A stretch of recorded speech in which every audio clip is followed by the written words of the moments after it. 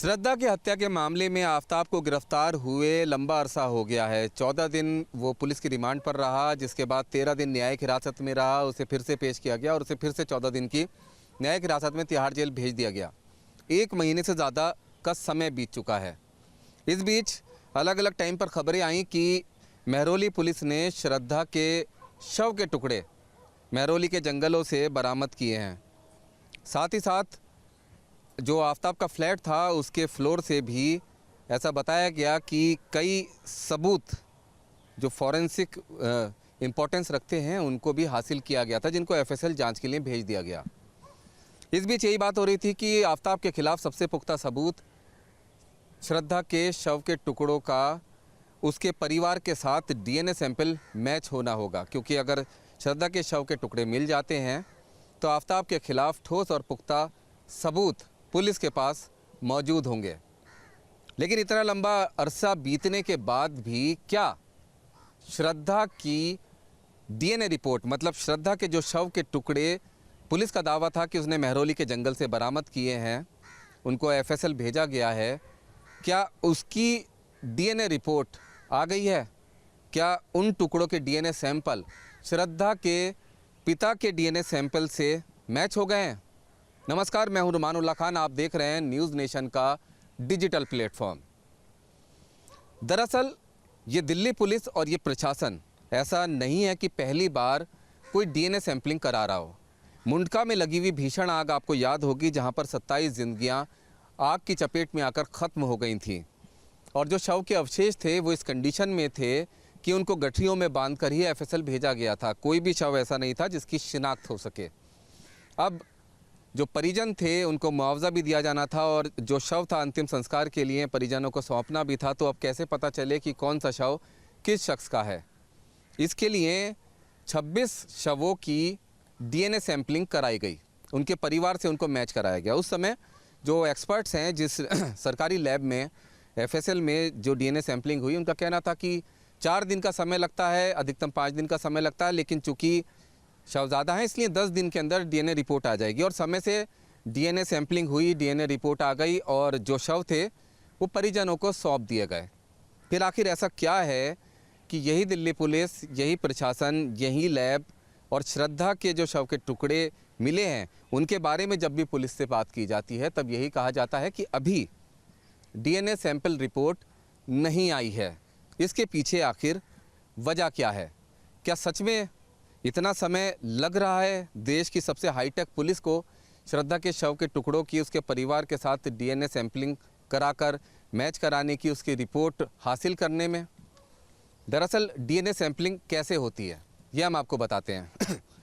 सबसे पहले जो सैंपल है उनको कलेक्ट किया जाता है। जैसे श्रद्धा के मामले में हुआ, पुलिस का कहना था कि उसने महरौली के जंगल से काफ़ी सैंपल्स इकट्ठा किए हैं, 13 शव के टुकड़े बरामद किए हैं और 13 टुकड़ों की जो लैब रिपोर्ट है उसके लिए उन्होंने उसको एफएसएल में भेज दिया है। तब वो एफएसएल, वो जो शव के टुकड़े जो पुलिस ने बरामद किए थे वो सैंपल के तौर पर एफएसएल पहुंच गए।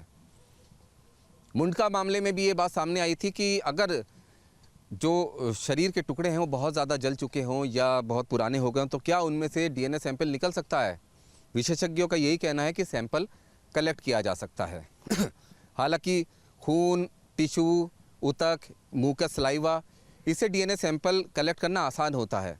इनसे अगर इस तरह के सैंपल हों तो उसमें 1 दिन का समय लगता है। बेसिकली जो सैंपल मिलते हैं एफएसएल को, उसके जो सेल्स हैं उनको अलग किया जाता है, फिर उनके न्यूक्लियस में से डीएनए निकाला जाता है।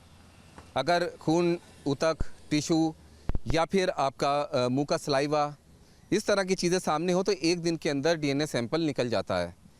लेकिन अगर हड्डियां हो, जैसा श्रद्धा के मामले में है कि शव के टुकड़े हड्डियों के तौर पर मिले थे, तो उसमें से 2 दिन का समय लगता है। उसमें हड्डियों का ऊपर से कैल्शियम उतार के उसका पल्प निकालने के लिए उसका चूरा करके उनको केमिकल में डुबोया जाता है, जिससे पल्प अलग हो जाता है। हड्डियां अगर पुरानी हो तो उसमें 1 दिन का समय और ज़्यादा लगता है, मतलब 3 दिन का समय लगेगा। सीधे तौर पर इस तरह से अगर देखा जाए तो श्रद्धा का जो डीएनए सैंपल है उसमें सैंपलिंग करने के लिए 3 दिन का समय अधिकतम लगेगा, जो कि लगा भी होगा। जिसके बाद अगर दांत है तो उसमें भी यही प्रोसेस अपनाया जाता है। जैसा दिल्ली पुलिस का दावा था कि जबड़े का एक टुकड़ा मिला है जिसके अंदर दांत भी हैं, और चूंकि उन्होंने डेंटिस्ट से भी एक सेकंड ओपिनियन लिया था जिसमें कहा गया था कि श्रद्धा ने भी अपने दांतों का रूट कैनाल ट्रीटमेंट कराया था, और जो जबड़े का टुकड़ा मिला उसके अंदर भी ऐसा पुलिस का दावा था कि रूट कैनाल किया गया था। सीधे तौर पर उसका भी यही प्रोसेस अपनाया जाता है। साथ ही साथ दांतों का एक्सरे करके भी ये पता लगाया जा सकता है कि क्या ये परिवार किस परिवार से मैच करता है या नहीं, क्योंकि एक ही परिवार में बच्चों के आगे के और पीछे के जो दांत होते हैं वो अपने माता पिता से काफ़ी हद तक मैच होते हैं। खैर, ये तो दूसरा तरीका हो गया। जिसके बाद अब जब डीएनए सैंपल निकाल लिया जाता है तब उसकी पहचान की जाती है। इसके लिए पैमाने तय किए गए हैं और संख्या के आधार पर डीएनए की जो सैंपल्स होते हैं उनकी मैचिंग कराई जाती है। इस तरह डीएनए में एलएल होते हैं, 2 एलएल होते हैं हर डीएनए में, जो कि स्पाइरल फॉर्म में एक दूसरे से कनेक्टेड होते हैं, जिसमें से एक एलएल पेरेंटल साइट का होता है जो उससे मैच करता है। तो जब एक बार सैंपल आ जाते हैं तो उसके बाद जो टेक्नीशियन हैं वो उस एलएल को कहाँ पर जाकर वो ठहरता है, किस रीडिंग पर ठहरता है, वो तमाम चीज़ें रिकॉर्ड कर लेते हैं। जिसके बाद डीएनए की प्रोफाइलिंग होती है। इसके लिए प्रोफाइलिंग के लिए विशेष मशीनों का इस्तेमाल होता है। इलेक्ट्रोफोरेसिस की प्रक्रिया से डीएनए को अलग किया जाता है। इसमें बिजली का भी इस्तेमाल होता है। तमाम जो रीडिंग्स होती हैं उनको रिकॉर्ड किया जाता है, जिसमें डीएनए के 20 या उससे अधिक मार्कर्स की संख्या लिखी होती है, और इसको मैनुअली जो लैब टेक्नीशियन हैं वो मार्कर्स की संख्या के आधार पर कहाँ कहाँ पर जो डीएनए सैंपल है वो मार्क होता है, वो लोकेशन रिकॉर्ड करके उसकी पूरी प्रोफाइलिंग कर देते हैं। अब इस पूरे प्रोसेस में अधिकतम 7 दिन का समय लगता है। अब सीधे तौर पर श्रद्धा के मामले में उनके पिता का डीएनए सैंपल लिया गया था, उनके मुंह की सलाइवा ली गई थी। अधिकतम माने तो उनका सैंपल लेने के बाद उनके सैंपल से डीएनए अलग करने में 2 दिन का समय लगा। उसके बाद उसकी प्रोफाइलिंग में 1 दिन का समय लगा। मैचिंग में भी 1 दिन का समय लगता है। अब अगर श्रद्धा के पिता का डीएनए प्रोफाइल और सैंपल लैब में है और श्रद्धा के जो कथित शव के टुकड़े जो महरौली पुलिस ने एफएसएल में सौंपे थे उनकी भी प्रोफाइलिंग लैब में हो, तो 1 दिन का समय लगता है, जिसमें manually lab technician DNA profile करके उसकी रिपोर्ट दे देता है कि ये मैच हुआ है या नहीं हुआ है।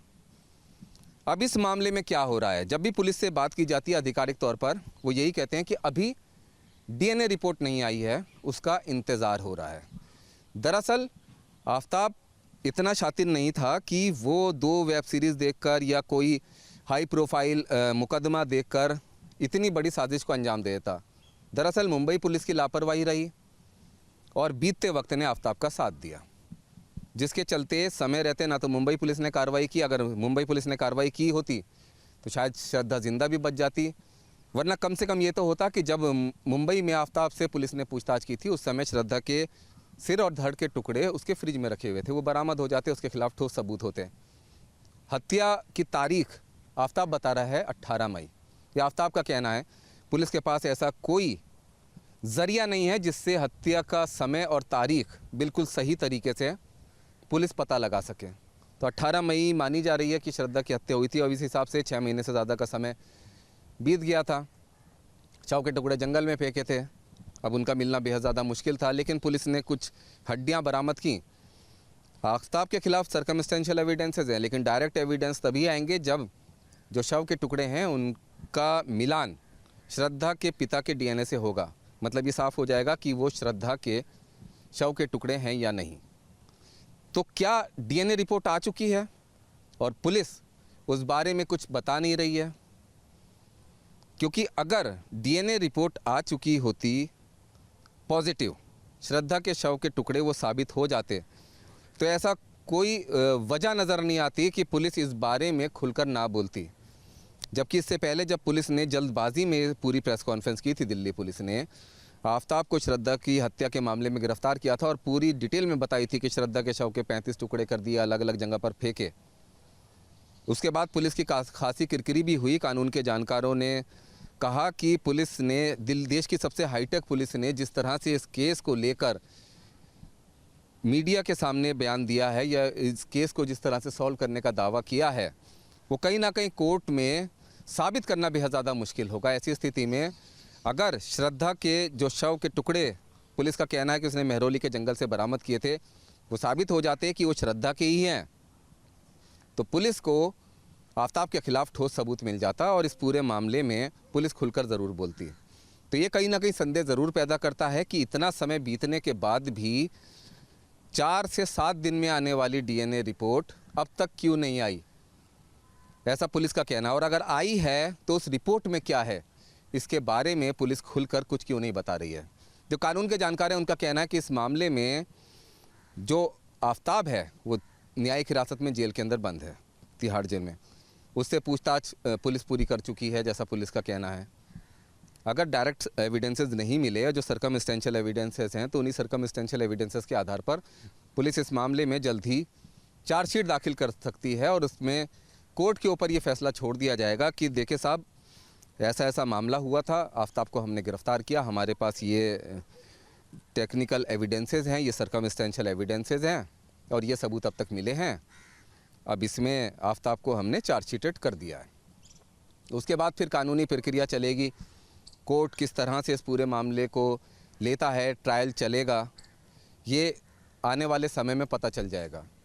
लेकिन दिल्ली पुलिस की ये भूमिका कि उसे सबूत इकट्ठे करने थे, उसकी डीएनए प्रोफाइलिंग करानी थी, आखिर सबसे बड़ा सवाल अभी भी यही है कि 4 से 7 दिन में आने वाली डीएनए रिपोर्ट के बारे में इतना लंबा अरसा बीत जाने के बाद भी दिल्ली पुलिस इस विषय पर चुप्पी आखिर क्यों साधे है, क्या वजह है? क्या वाकई में डीएनए रिपोर्ट नहीं आई है, या फिर डीएनए रिपोर्ट में जो कुछ आया है दिल्ली पुलिस उस बारे में चर्चा नहीं करना चाहती? इस खास पेचकश में फ़िलहाल इतना ही। नमस्कार।